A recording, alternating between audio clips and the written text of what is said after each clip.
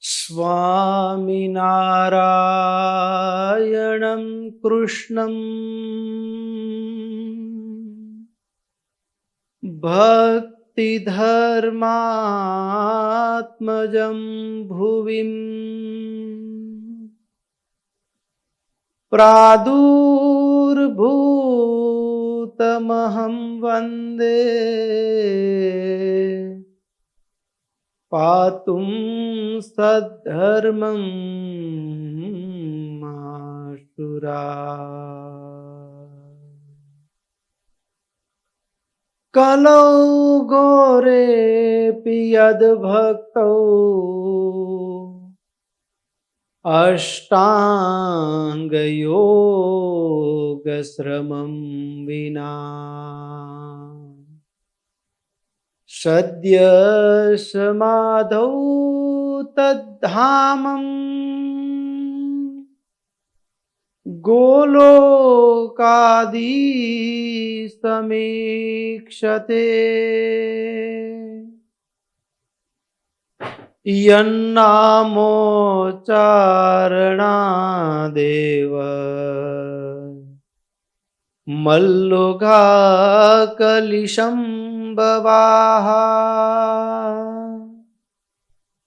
સદ્ય એવ વિનશ્યન્તિ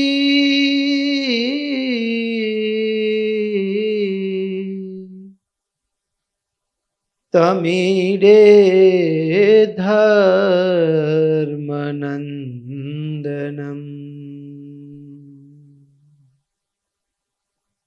તમીડે ધર્મનંદનમ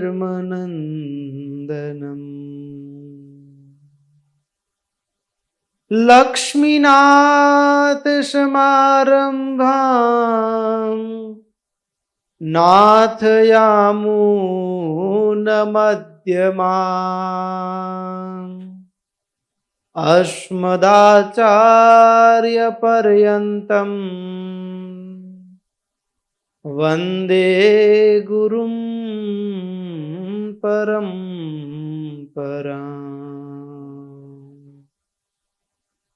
વંદે ગુરું પરંપરાં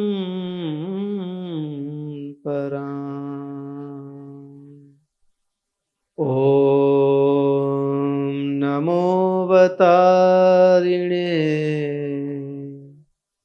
સ્વામિનારાયણાય.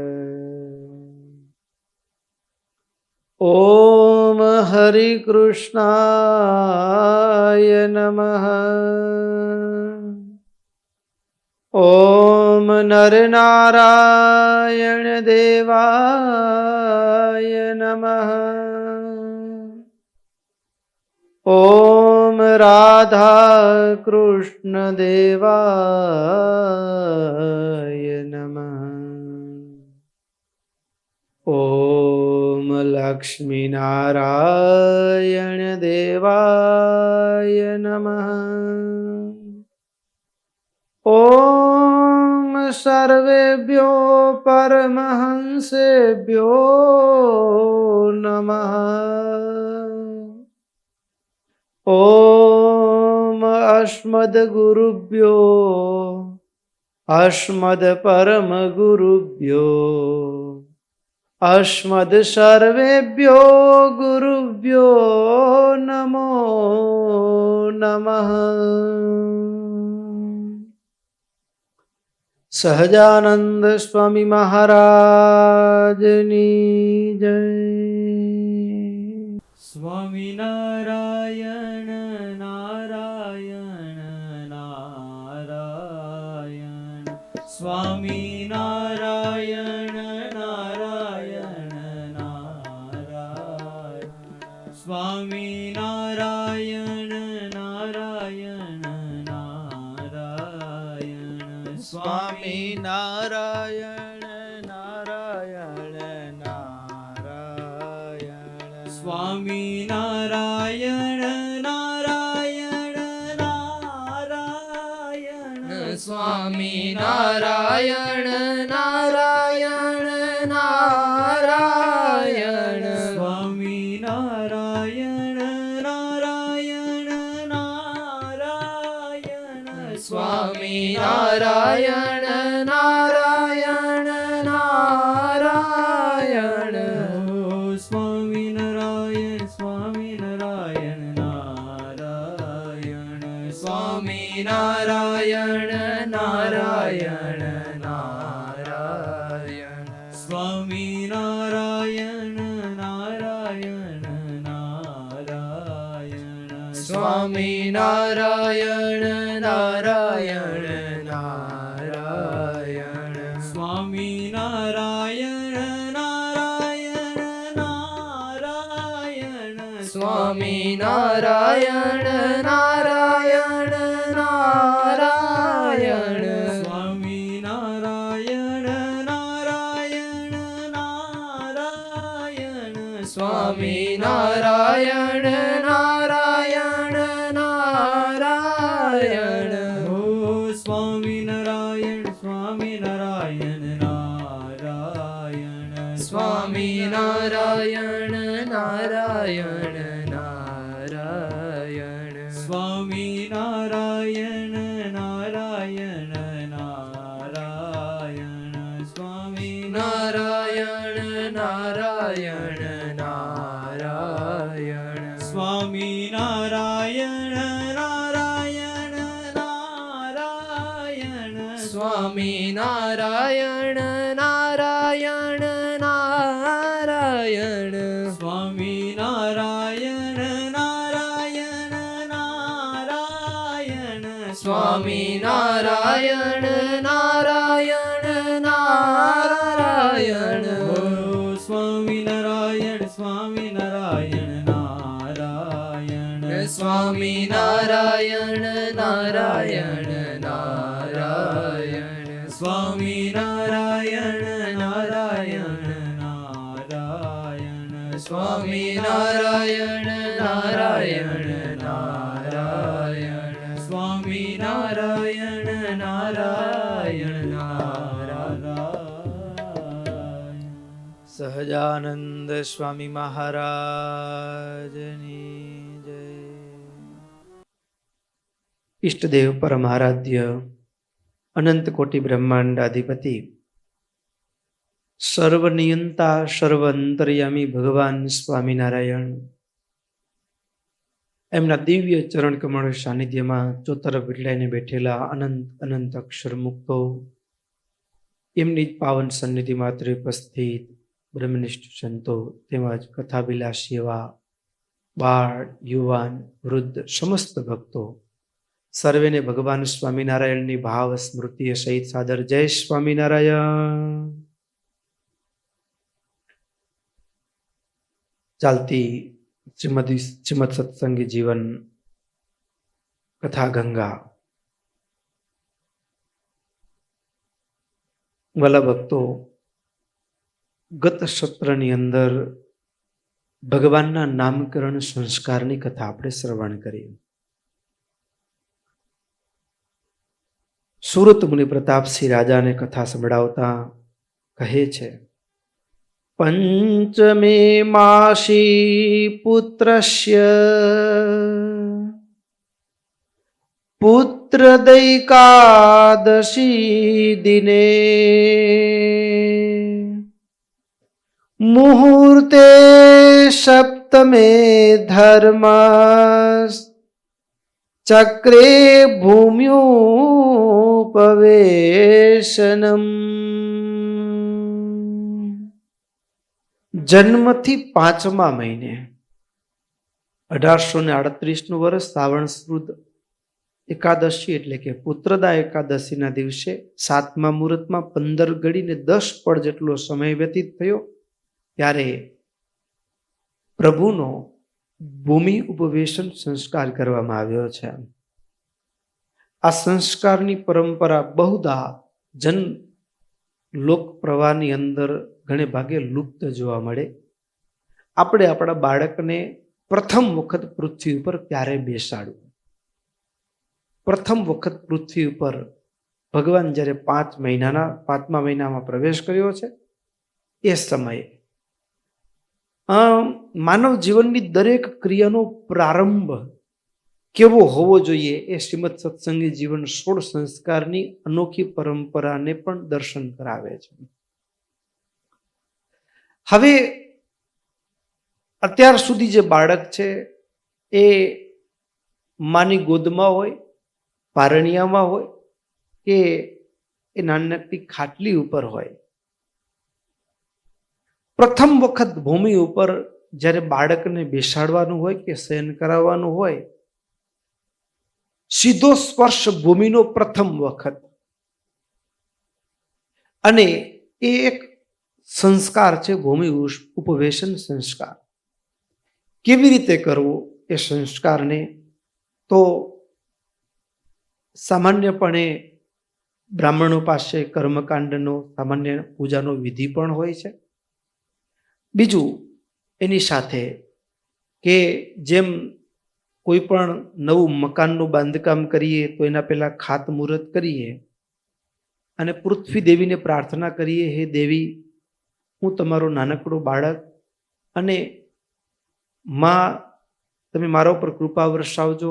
હું આપના મારા પરિવારના નિર્વાહ માટે ધન ઉપાર્જન થશે, એનામાંથી પરિવારની, સમાજની, રાષ્ટ્રની, ધર્મની સેવા કરીશ અને એના માટે થોડું આપણને મારા તરફથી આપણે કષ્ટ એટલે કે ખોદવાની ક્રિયા થશે, ખનન એટલે કષ્ટ પડશે, એ મને ક્ષમા આપજો, એવો ભાવ વ્યક્ત કરવામાં આવે ભૂમિ પૂજનની અંદર.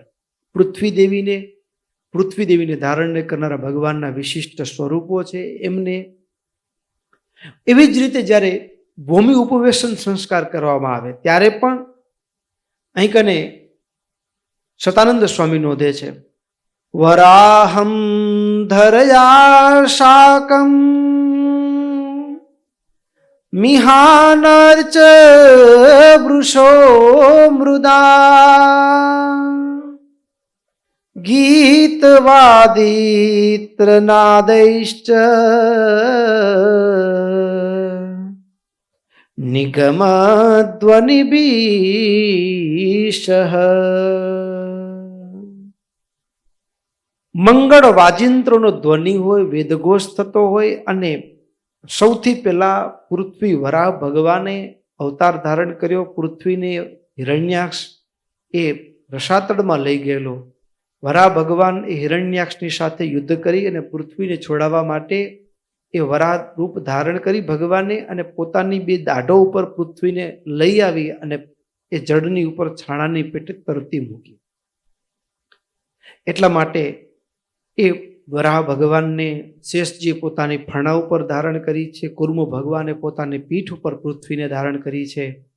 તો પૃથ્વી દેવીને વંદન કરવામાં આવે એથી પહેલા ઓમ વરાહાય નમઃ, ઓમ કુર્માય નમઃ, ઓમ શેષાય નમઃ, અને ત્યાર પછી પૃથ્વી દેવીને વંદન કરે, ઓમ પૃથિવ્યૈ નમઃ. પૃથ્વીને વંદન કર્યા પછી પ્રાર્થના કરવામાં આવે કે હે દેવી, આ મારું બાળક એને હું આપની ગોદમાં મૂકું છું, એટલે આપની જવાબદારી બને છે મારા બાળકની રક્ષાની, પોષણની, સંભાવનાની મારા બાળક ઉપર સદૈવ અમી દ્રષ્ટિ રાખજો.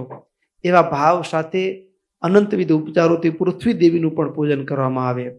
સૌથી પહેલા મનોભાવ વ્યક્ત કરવામાં આવે, આગચ્છ સર્વ કલ્યાણી વસુધે લોકધારિણી પૃથ્વી બ્રહ્મ દત્તાશી કશ્યપેના અભિવંદિતા ઉદ્ધૃતાશી વરાહેણ કૃષ્ણેન શતબાહુના દ્રષ્ટાંગ્રલીલયા દેવી પૂજાર્થમ પ્રણમામ્યહમ. વંદન કરી અને પૃથ્વી દેવી ઉપર પ્રથમ વખત એ બાળકને પૃથ્વીનો સ્પર્શ પ્રથમ વખત 5મા મહિને ઘનશ્યામ પ્રભુનો સ્પર્શ થયો છે પૃથ્વી દેવીને પ્રથમ વખત. અને પ્રથમ વખત જ્યારે પૃથ્વીનો સ્પર્શ એને બાળકને ભૂમિ ઉપર બેસાડવામાં આવે, સુવડાવવામાં આવે. અને ભક્તો આમ તો જો કે આપણી વધારે માણસ છે ને જીવનમાં આમ અત્યારના સમયની સાથે તાલ મિલાવીને જોઈએ ને તો ઘણી વખત આપણે એવું થાય છે અત્યારે કે વધારે અપડેટ થવાના ચક્કરમાં આપણે અપસેટ થતા જતા હોઈએ છીએ. અપડેટ થવાના ચક્કરમાં અપસેટ થતા હોઈએ છીએ. જે પૃથ્વીનો જમીનનો સીધો સ્પર્શ માણસને ન મળતો હોય ને, તો એના કારણે પણ આપણા શરીરમાં, આપણા મનમાં ઘણા બધા જે કમજોરીઓ, અધુરાશ, કારણ કે એના થકી આપણું પોષણ થાય છે. પૃથ્વીના સીધા સ્પર્શથી ઘણું બધું આપણને પોષણ થાય છે. જે રીતે એ વૃક્ષો છે એ પૃથ્વીના યોગ્ય કરી અને એનામાંથી તત્વનો ભાગ લઈ અને એ થોડે કળાએ ખીલે છે, અને એ જ વૃક્ષને કદાચ આ ટાઇલ્સ કે માર્બલ ઉપર હોતો એ શું ઉગે? ન ઉગે હો. હા, તો એ પૃથ્વીનો સ્પર્શ, જેમ વૃક્ષો લતાઓમાં પણ ચેતનત્વ છે અને એનું જે પોષણ થાય છે, એમ આપણા આંગણામાં પણ આપણને વાળવું ન પડે. લીપણ વાળવું હોય તો ગંદુ થઈ જાય કે પગ ગંદા થઈ જાય, વરસાદમાં ભીંજાશે, ચીકવડી થશે. આ બધી સગવડોના ચક્કરમાં આપણે પૃથ્વી સાથેનો સીધો તાલમેલ હતો ને એ ચૂકાઈ ગયો. સીધો તાલમેલ આપણો ચૂકાઈ ગયો, અને પૃથ્વી થકી જે પોષણ થાય, અને એટલા માટે સંસ્કાર છે. શરીરનું પોષણ પૃથ્વી થકી થાય. એટલે આવો અદ્ભુત સંસ્કાર, અને એ મારા તમારા જીવનમાં ભક્તો, આપણા નાના બાળકોને શહેરમાં રહેતા હોય ત્યારે સીધા સ્પર્શનો યોગ તો ફ્લેટમાં ક્યાં જોવા મળે બાળકને? અને એ ભૂમિ ઉપર સુવડાવી તો એ કોન્ક્રીટની ભૂમિ હોય એના ઉપર સુવડાવવા બરાબર થતું હોય, પણ છતાંય આપણા બાળકને ક્યારેક બહાર જવાનું થાય ત્યારે બાગ બગીચાઓમાં હોય ત્યાં સીધો ભૂમિનો સ્પર્શ હોય એ આપવાનો. અને એવા સ્પર્શમાં વધારે સુગડ થઈ ગયા એટલે ચપ્પલો પણ પહેરતા હોઈએ, પણ છતાંય જ્યારે પૃથ્વી દિવસનો ધોમ ધકતો તાપ ન હોય કે કડકડતી ઠંડી ન હોય, એવા સમયમાં ચપ્પલ વિના પણ સીધો ભૂમિનો સ્પર્શ થાય. એવી રીતે ચાલવું, એવી રીતે બેસવું, એવી રીતે સૂવાથી ઘણું બધું સ્વાસ્થ્યની રીતે, માનસિક રીતે પણ ઘણો બધો લાભ થાય. અને એ વાત આ 16 સંસ્કારનો એક સંસ્કાર છે, ભૂમિ ઉપવેશન સંસ્કાર. માનવ જીવનમાં ઘણા બધા દર્દો અપડેટ થવાના ચક્કરમાં આપણે અપસેટ થઈએ છીએ, રોગોને આમંત્રણ આપીએ છીએ, એવું સ્પષ્ટ જોવા મળે. આગળ એક સંસ્કારની વાત સતાનંદ સ્વામી નોંધે છે, અને એ છે કર્ણવેદ સંસ્કાર. અને ભગવાન જ્યારે 7મા મહિનામાં પ્રવેશ કર્યો ત્યારે અહીંયા થોડો ક્રમનો ફેર છે. ક્રમનો ફેર એટલે સૂચિકટાહ ન્યાય શાસ્ત્રમાં કીધો છે. અને સૂચિકટાહ ન્યાય ભલે સતાનંદ સ્વામી, કારણ કે આ જે શાસ્ત્ર છે એ કોઈ પાસે સાંભળેલું હોય કે એવી રીતે નથી લખવામાં આવ્યું. સતાનંદ સ્વામી ભાવાવેશમાં પ્રવેશ કરી ચૂક્યા છે, એને સમયનું ભાન નથી, એ તો પોતાની મસ્તીમાં ડૂબી ગયા છે. ત્યારે એણે કર્ણવેદ સંસ્કારને પ્રથમ ભાવમાં રજૂ કર્યો છે, અને દ્વિતીય ભાવમાં અન્નપ્રાશન સંસ્કાર કર્યો છે. પણ અન્નપ્રાશન સંસ્કાર એ કર્ણવેદ સંસ્કારથી પૂર્વમાં થયો છે. પણ કર્ણવેદ સંસ્કારથી પૂર્વમાં થયેલો અન્નપ્રાશન સંસ્કાર એ સંવત 1838 આસો સુદ બીજ એટલે નવરાત્ર અને બીજા નોરતે, આસો સુદ બીજના દિવસે બુધવાર હતો, તુલા લગ્નમાં પ્રથમ બાળકને એટલે કે ભગવાનને સ્નાન કરાવવામાં આવ્યું છે. અને ત્યાર પછી અન્નપ્રાશન. હવે આ જે સંસ્કાર, ભગવાન એ પ્રથમ વખત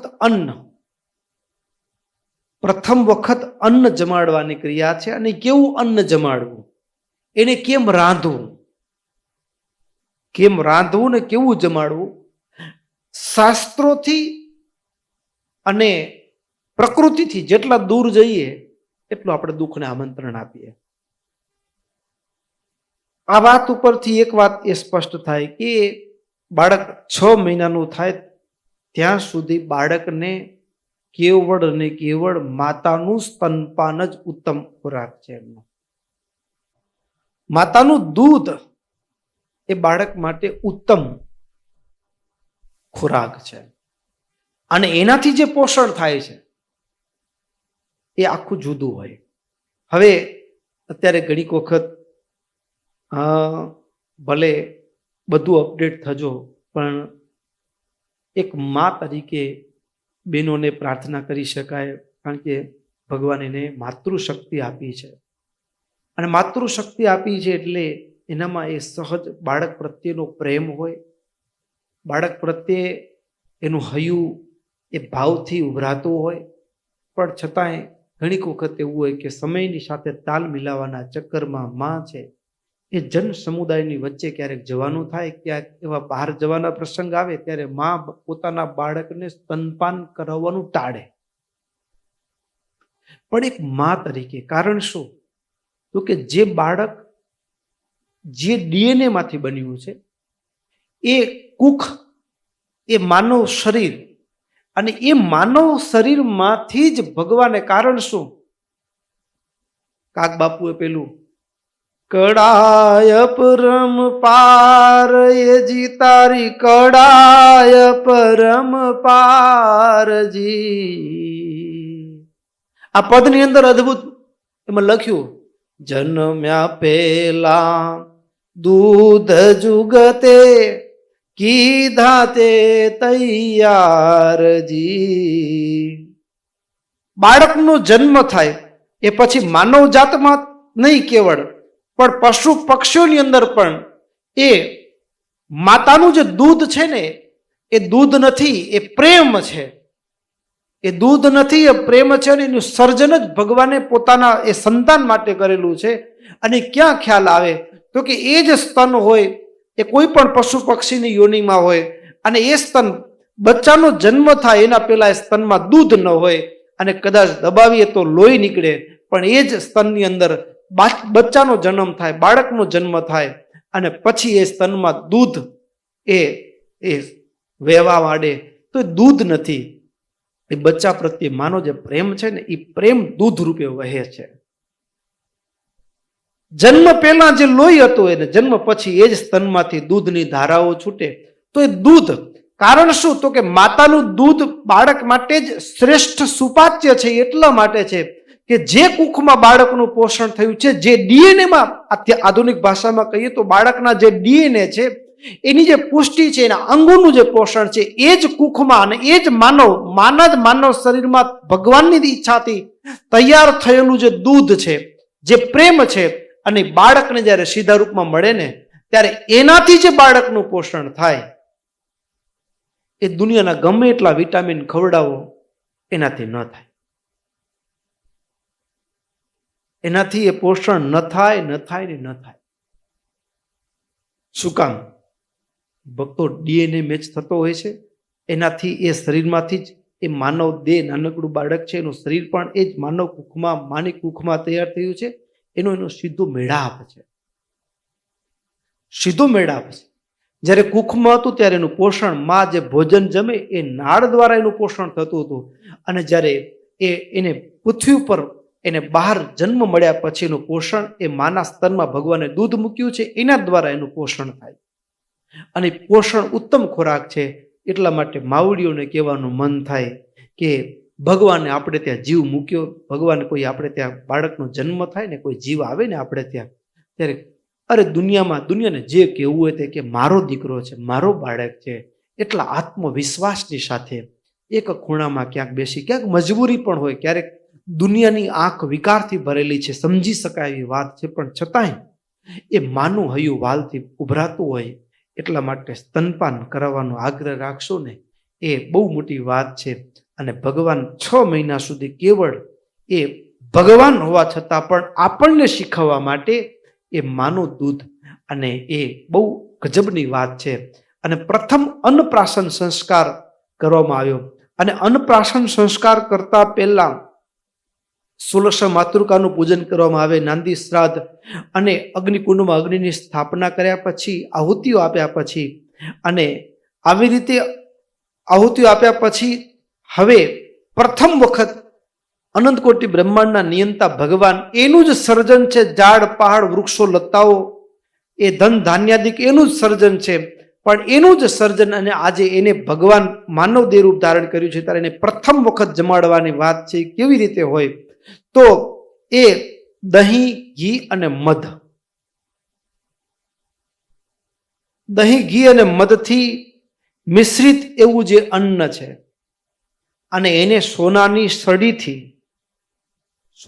સળીથી બાળકને પ્રથમ વખત એને ચટાડવામાં આવે. પ્રથમ વખત એના મુખમાં બાળકને ચટાડવામાં આવે અને ત્યાર પછી એને ધીમે ધીમે, પ્રારંભમાં તો બાળકને દાંત ન હોય એટલે એને જ્યુસના ભૂમમાં, એટલે એને સાવ એવી રીતે પકાવ્યું હોય કે એને સાવ એ જાણે કે પાણી જ હોય, અને એવું એ બાળકને ચમચી દ્વારા પીવડાવતા હોય. કે પણ અહીં કરીને પ્રથમ સુવર્ણ એ શ્રેષ્ઠ ધાતુ કીધી છે અને એના દ્વારા એને ચટાડવામાં આવતું હોય. આવી રીતે અન્નપ્રાશન સંસ્કાર પ્રથમ ભક્તો, એ અન્નપ્રાશન સંસ્કાર પર એ અન્નપૂર્ણા ભારતની આપણી પરંપરા છે. અન્નમય કળિયુગમાં અન્ન સમા પ્રાણ કયા છે, તો અન્ન સમા પ્રાણ કીધા છે.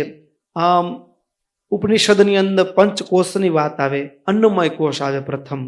તો અન્નમય કોષ, અને આપણે એવી પણ એક કથા જોવા મળતી હોય, પ્રચલિત વાતો સંભળાતી હોય, અન્નપૂર્ણા, અન્નને સાક્ષાત દેવીનું સ્વરૂપ આપવામાં આવ્યું છે.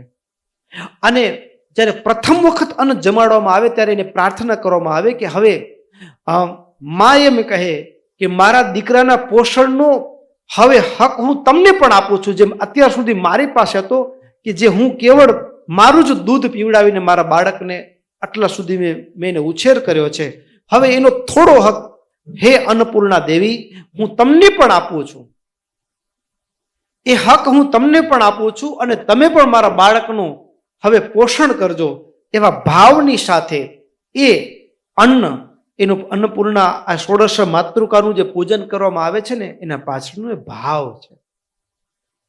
એટલે એક એક કાર્ય, કારણ કે પ્રકૃતિના એક એક કાર્ય છે ને જીવંત છે, એને ઈશ્વરનું સ્વરૂપ માનવામાં આવ્યું છે, એને દેવ કે દેવીના સ્વરૂપ માનવામાં આવ્યા છે.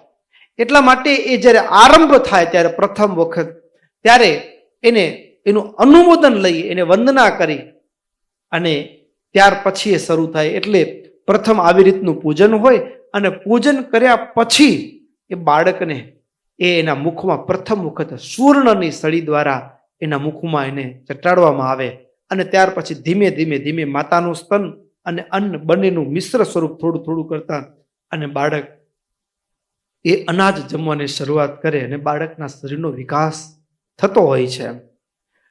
આગળ એક સંસ્કાર, જે સત્સંગી જીવનના ક્રમ પ્રમાણે અન્નપ્રાશન સંસ્કાર પ્રથમ લીધો છે, આ બાદમાં લીધો છે, પણ કર્ણવેદ પછી આગળ કીધું છે સૂચિકટા ન્યાય. તો હવે કર્ણવેદ સંસ્કાર ભક્તો, આ કથા જ્યારે વાંચવાનું થાય ને સાંભળવાનું થાય ને ત્યારે એટલી મજાની વાત, હર્ષ થાય એવું છે કે 1838 આસો સુદ દસમ એટલે કે વિજયાદશમીના દિવસે ભગવાનનો કર્ણવેદ સંસ્કાર કરવામાં આવ્યો છે. કર્ણવેદ સંસ્કારની અંદર પણ કુળ દેવતાઓનું પૂજન કરવામાં આવ્યું છે અને ત્યાર પછી કુશળ કારીગર દ્વારા એ કર્ણવેદ સંસ્કાર ભગવાનનો કરવામાં આવ્યો છે. હવે જ્યારે કર્ણવેદ સંસ્કાર કરવામાં આવે ત્યારે કેવું થયેલું? પ્રથમ જ્યારે કર્ણવેદ થતો હોય, આમ તો ઘણીક વખત એવું હોય કે લોકમાં એવી પ્રચલિત છે માન્યતા, અહીંયા બૌદ્ધા જે જનપ્રદેશમાં આપણે બધા રહ્યા છીએ ત્યાં એવી એક માન્યતા પ્રચલિત છે કે બહેનો હોય એના કાન વિધે, ભાઈઓના વિંધાતા નથી. અને વાસ્તવિકતા એવું હોય છે કે પુરુષ હોય કે સ્ત્રી હોય એના બંનેના કર્ણવેદ સંસ્કાર કરવામાં આવે.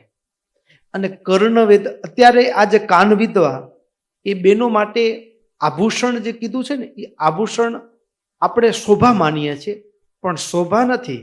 એ આભૂષણ ધારણ કરવા પાછળ એ આભૂષણ કાનને લાગે છે કે મારું શોભા વધે છે, પણ વાસ્તવમાં જે કર્ણવેદ સંસ્કાર છે એની સાથે શરીરનું વિજ્ઞાન છુપાયેલું. શું છુપાયેલું છે? શરીરનું એક વિજ્ઞાન છુપાયેલું છે. માનવ શરીરમાં ઘણા બધા મર્મ સ્થાનો છે. માનવ શરીરમાં ઘણા બધા મર્મ સ્થાનો છે, જેમ આપણે બધા ઘણી વખત જીવનમાં રોજબરોજ નાની ઉંમરમાં અનુભવ્યું ને અત્યારે પણ અનુભવતા જોઈએ છે કે જેમ હાથમાં કોણીનો ભાગ હોય એમાં આ ભાગમાં કોઈ આમ ટપલી મારે તો આખા શરીરમાં જાણે કંપારી છૂટે, એ મર્મ સ્થાન છે. તો એવી રીતે આંખનું મર્મ સ્થાન હોય, નાકનું મર્મ સ્થાન હોય, મસ્તિષ્કના મર્મ સ્થાનો હોય, કર્ણનું કાનનું પણ એક મર્મ સ્થાન છે, કંઠનું મર્મ સ્થાન હોય. અને મર્મ સ્થાન ઉપર અત્યારે એ મર્મ સ્થાનના આધારે એક ઉપચાર થતા હતા. પૂર્વમાં વૈદો એ મર્મ સ્થાનના આધારે ઉપચાર કરે. એ મર્મસ્થાનને એના ઉપર એવી રીતે એનું પકડવામાં આવે તો મર્મસ્થાનથી રોગનું ભેદન કરી શકાય, એનું શોધન કરી શકાય, રોગમાંથી છૂટી શકાય. તો આ જે કાન છે ત્યાંથી એવી ગ્રંથિઓ પસાર થાય છે કે એ કર્ણવેદ સંસ્કાર વાસ્તવમાં આપણા માટે, શરીર માટે, સ્વાસ્થ્ય માટે ઘણું બધું મહત્વનું છે. પણ અત્યારે આપણે એને કેવળ શોભા તરીકે જોઈએ છે, બેનો શોભા તરીકે જુએ છે. પુરુષો હોય તો એ પણ એક ફેશનના ભાગરૂપે કે અહીંયા એક હીરો લગાવવો કે આવી રીતે. અને દુનિયામાં તો માણસો તો ક્યાં રવાડે ચડી ગયા, અહીંયા કને રીંગો લગાવતા હોય, અહીંયા લગાવતા હોય, અહીંયા લગાવતા હોય, અલગ મલકની દુનિયા છે. એને તો આપણે એની વાત અલગ છે. પણ જે કર્ણવેદ સંસ્કાર, પુરુષ હોય કે સ્ત્રી હોય, બાળક હોય કે બાળકી હોય, બંનેને કર્ણવેદ સંસ્કાર કરવામાં આવે. અને કર્ણવેદ પાછળ શરીરનું વિજ્ઞાન છુપાયેલું છે, આપણી શાસ્ત્રીય પરંપરા છુપાયેલી છે આખી. અને કર્ણવેદ સંસ્કાર એ એક અદ્ભુત અને મહત્વનો છે. અને આ કર્ણવેદ સંસ્કાર વાત જ્યારે આવી છે ત્યારે એ કર્ણવેદ સંસ્કારની અંદર પણ એવું હોય કે પ્રથમ જે દોરો પૂરવામાં આવેલો હોય એ દોરો સૂત્રનો દોરો હોય, અને એ પણ એ રૂપાની સોય વડે કર્ણ વિંધવામાં આવે. જે તે સોય નહીં, પાછી પ્રથમ રૂપાની સોય વડે કર્ણવેદ સંસ્કાર કરવામાં આવતો હોય. અને એ પણ કયા મર્મ ઉપર, એટલા માટે કીધું કે આ જાણતો હોય ને, જે વ્યક્તિ કરતા હોય એની પાસે જ. ઘણી વખત બહુ નીચું ન ચાલે, બહુ ઊંચું ન ચાલે, કઈ જગ્યાએ એક મર્મસ્થાન શું છે, અને એ જ જગ્યાએ એને આજે મર્મસ્થાન ઉપર જે આખું એનું છેદન કરવામાં આવે, કર્ણનો વેદ કરવામાં આવે, એના આખું અદ્ભુત વિજ્ઞાન છે. અને મર્મસ્થાન, અને મર્મસ્થાન ઉપર નાનો અમથો પ્રહાર થયો હોય ને તો એની અસર ઘણી થાય. અને મર્મસ્થાન ઉપર ઔષધ કરવામાં આવે કે મર્મસ્થાનનું સંરક્ષણ કરવામાં આવે તો એની અસર બહુ મોટી થતી હોય. જેમ માણસ સાયકલ ઉપરથી પડ્યો હોય, આપણે એને એમ કહેતા હોય કે નાનું મગજ હોય, પણ નાનું મગજમાં પણ એ મર્મસ્થાન ઉપર નાનકડી આટલી કાકરી જેટલો ઘા વાગ્યો ને તો માણસ મૃત્યુ પામે. શું કામ? તો કે મર્મસ્થાન ઉપર પ્રહાર થઈ ગયો. તો એ મર્મ ભેદનની વાત છે, અને કર્ણવેદ સંસ્કાર સાથે છુપાયેલી છે. અને કર્ણવેદ સંસ્કાર સાથે સત્સંગી જીવનમાં કથાનો પ્રસંગ સતાનંદ સ્વામીએ કદાચ શાસ્ત્રના વિસ્તારના ભયના કારણે કદાચ નહીં નોંધ્યો હોય, પણ અન્ય શાસ્ત્રોમાં એવો ઉલ્લેખ જોવા મળે છે કે ઘનશ્યામ મહારાજનો જ્યારે કર્ણવેદ સંસ્કાર કરવામાં આવ્યો એ સમયે ભગવાને એક બાલ સહજ ચેષ્ટા કરતા આનાકાની કરી. કાન વિંધવા માટે માના ગોદમાં ભગવાન બેઠા છે, પણ આનાકાની કરી.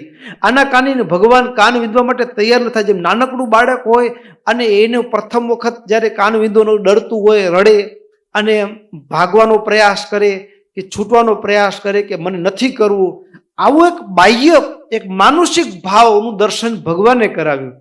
અને એ સમયે ઘરના આંગણામાં જેમ નાનકડું બાળક હોય, નાપિત બિચારો જે સોયની રૂપાની સળી લઈ અને જે કાન વિંધવા માટે તૈયાર થયો છે, એને આશ્ચર્ય થાય. અને ભક્તિ દેવી અનંતકોટી બ્રહ્માંડનો નિયંતા એને મનાવવા માટે મનામણા કરવાનો પ્રયાસ કરે.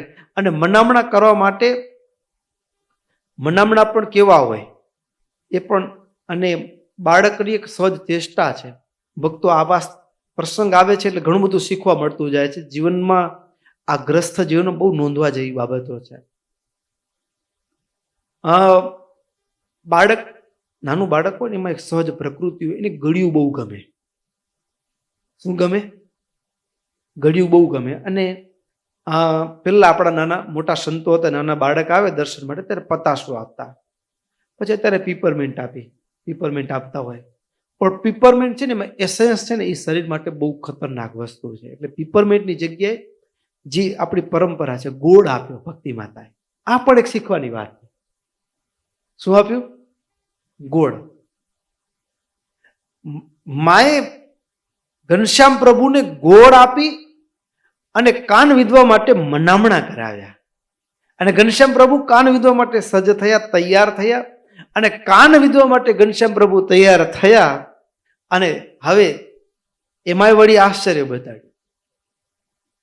ફળિયામાં ઝાડ વૃક્ષ હતું ને, તો એ કાન વિંધનાર છે ને, કાન વિંધનાર, ઘણીક વસ્તુ મારા તમારી બુદ્ધિમાં એવું લાગે કે ભગવાને આવું ચરિત્ર કર્યું એટલે કે ભગવાન બે રૂપે દેખાયા. એક ઝાડ ઉપર બેઠેલા દેખાય અને બીજા માની ગોદમાં દેખાય. એટલે કાન વિંધનાર જે હતા એ કન્ફ્યુઝ થઈ ગયા, મૂંઝાયા કે હવે કોનો કાન વિંધો? તમારો બાળક તો ઝાડ ઉપર દેખાય છે, અહીંયા દેખાય છે. તો ચરિત્ર પાછળનો ભાવ એ છે કે કાન વિંધનાર છે ને, માં ભક્તિને પાછા એક જ દેખાય. કાન વિંધનાર છે ને એને એક વાત હૈયામાં દ્રઢ કરવાની છે, એને ભગવાન પોતાની ઓળખ આપવા માટે કે તું જેનો કાન વિંધે છે ને એ સામાન્ય નથી. ભગવાન જ્યારે રાજી થાય ને ત્યારે પોતાની ઓળખાણ હીરા વડે કરીને હીરો વિંધાય. તું જેનો કાન વિંધે છે ને સાક્ષાત નારાયણ છું હું, એવી ઓળખાણ કેવળ કૃપાએ કરીને.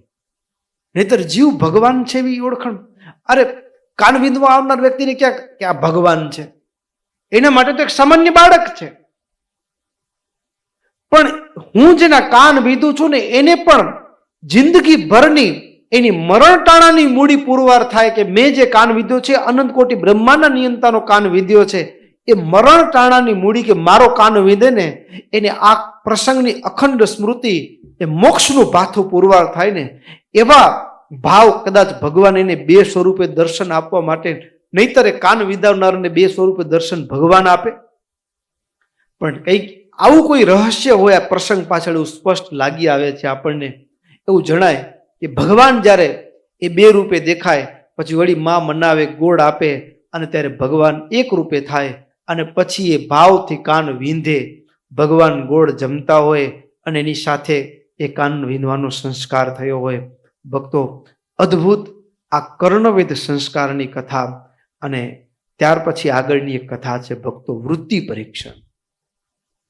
અત્યારના સમયમાં વૃત્તિ પરીક્ષણ કરીએ તો ગજબ થઈ જાય. ગજબ એટલા માટે થાય, ધર્મદેવ માં ભક્તિ વૃત્તિ પરીક્ષણ. ભગવાન એ જે દિવસથી ભૂમિ ઉપર ભગવાનને એ સુવડાવવામાં આવ્યા, ભૂમિ ઉપર હવે ભગવાન ધીમે ધીમે આમ આડોટે ભૂમિ ઉપર ગળથુલિયા ખાય. ક્યારેક બે હાથ અને બે ઘૂંટણથી ઊભા થઈ ભાખોડિયા ભેર ચાલે અને ચાલતા ઘનશ્યામને જુએ માં ભક્તિ અને હૈયામાં જે આનંદ હોય ને, અદ્ભુત ને ગજબ હો. અને એ આનંદ કેવો હશે, એ મસ્તી કેવી હશે. ઘનશ્યામ પ્રભુ બે હાથ બે ઘૂંટણથી ચાલતા હોય અને ઘરના ફળિયામાં આંગણામાં આમ રમતા હોય, માટીમાં રમતા હોય અને એમાં હાથ ક્યારેક ધીમો આછો વરસાદ હોય અને એ હાથ કાદવવાળા થયા હોય, ક્યારેક રમતા રમતા ઘરમાં આવે, ઘૂંટણમાં પણ એ માટીવાળા ઘૂંટણ હોય, પગ પણ ઘૂંટણવાળા હોય. અનંત કોટી બ્રહ્માંડનો નિયંતા ભગવાન અને ભાખોડિયા ભેર આંગણામાં રમતા ઘનશ્યામને જોઈ ધર્મ પિતાને એક દિવસ એમ થયું કે મારો દીકરો, નાનકડું બાળક હોય ને, જ્યારે અગાઉના કથાના આગળના એક પ્રસંગમાં પણ આપણે વાત કરેલી, એ માં હોય પારણીમાં બાળકને ઝુલાવતા ઝુલાવતા સ્વપ્નાઓ જોતી હોય, મારો દીકરો મોટો થશે અને પછી એમને ગાડીમાં ફેરવશે. ગરીબ માં હોય ને, ગરીબ ઘર, એની પણ એક સંકલ્પ, મારો દીકરો, અમે કદાચ ગરીબ છીએ પણ મારો દીકરો તો બહુ પૈસાવાળો થશે, મોટો બંગલો હશે મારો દીકરો, અને અમે તો અમારો દીકરો અમને એ સોનાના હિંડોળે ઝુલાવશે હો. આવા અવરખા માં જોતી હોય. પણ મા બાપને એક ભાવ હોય કે મારો દીકરો કેવો થશે, મારો દીકરો કેવો થશે, ભવિષ્યમાં શું કરશે. આ વિચાર સાથે ધર્મદેવ એ ભાખોડિયા ભેર ચાલતા ભગવાનને જોઈ અને ઘનશ્યામ પ્રભુની પોતાના દીકરાની વૃત્તિ પરીક્ષા, દીકરો કેવો થશે, એની પ્રકૃતિનો સ્વભાવ કેવો છે, એને જાણવા, માણવા, જોવા માટે વૃત્તિ પરીક્ષણ કરવાનો સંકલ્પ કર્યો. અને એના માટે ધર્મદેવે કેવી ગોઠવણી કરી, નિષ્કુળાનંદ સ્વામી આ પ્રસંગને ભક્ત ચિંતામણીમાં અદ્ભુત આપણે સમજાવ્યા શબ્દોમાં લખ્યો છે. સાંભળીએ શબ્દોને. પછી શાસ્ત્રમાં હોર સમશેર ત્રણ મૂક્યા ગણતે વેર. પછી શાસ્ત્રમાં હોર તે શેર ત્રણ મૂક્યા ગણતે વેર. પછી મહોર ખડ મેલી નાથ, પછી